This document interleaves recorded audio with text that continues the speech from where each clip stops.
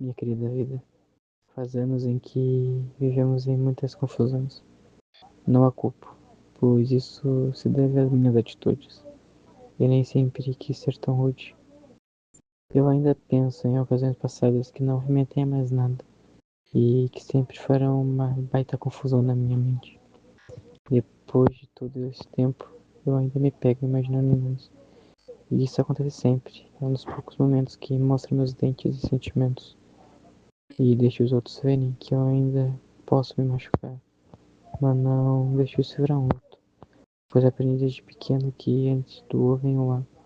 Viu? Não é tão complicado e difícil rimar. É tudo a base de saber expressar o que a gente vive e não finge. Nem se fosse a tal da pirâmide de esfinge, nem a maior dor podemos deixar que nos atinge. E devemos a combater com alegria, pois é o melhor remédio para começar e acabar o nosso dia.